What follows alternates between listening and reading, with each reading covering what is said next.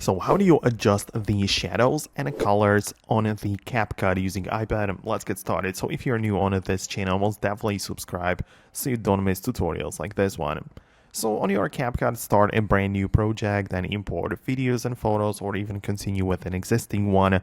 And the way that it works is that you need to select the clip on the timeline, and in order to adjust the classic like shadows and colors, scroll through the options below and it'll find the button which says adjust. It has this like tools stuff icon right here, and you can see you can scroll through the available options.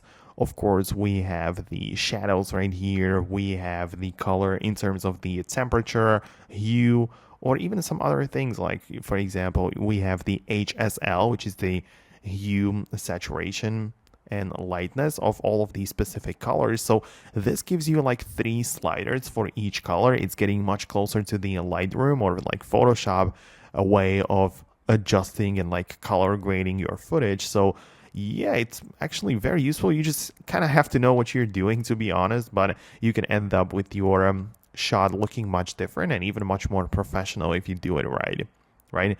So that's kind of how it works. Obviously, if you apply these changes or even filters, you can also do it on other clips too.